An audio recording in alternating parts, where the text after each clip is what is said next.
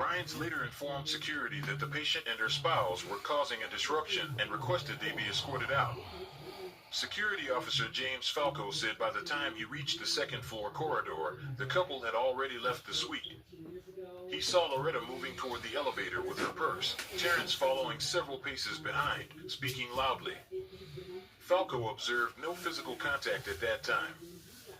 Investigators reviewed call data from Loretta's phone once it was recovered from her apartment.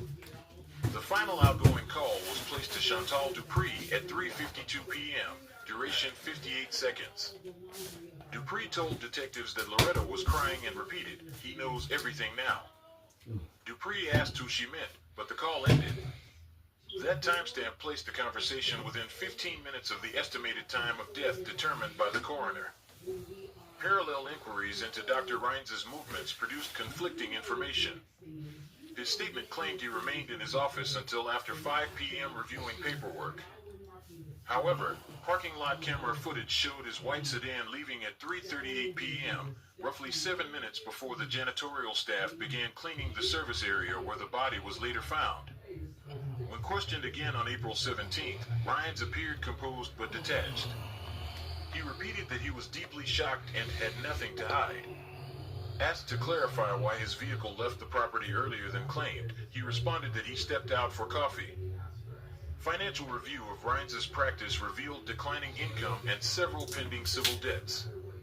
He had recently downsized office space and was operating without medical support personnel to reduce costs. Detective Willis noted in his report that Rhines exhibited controlled affect inconsistent with the situation, but at that stage no physical evidence directly tied him to the assault. Meanwhile, analysis of Loretta's digital correspondence provided additional context. Investigators found messages to Dupree referencing a plan to tell him after the doctor visit. She described fear that her husband would never look at her the same. Are you looking for the most affordable way? Provided additional context. Investigators found messages to Dupree referencing a plan to tell him after the doctor visit. She described fear that her husband would never look at her the same. The tone of these texts suggested long-term anxiety surrounding identity and disclosure rather than infidelity or financial misconduct. A search warrant for the Miltons' apartment on Mayfield Avenue was executed at 8:40 a.m. The residence appeared orderly with no signs of forced entry.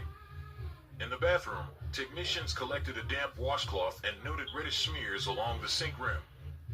Presumptive blood testing produced positive results. A jacket hanging on a hook contained faint stains on the cuff lining.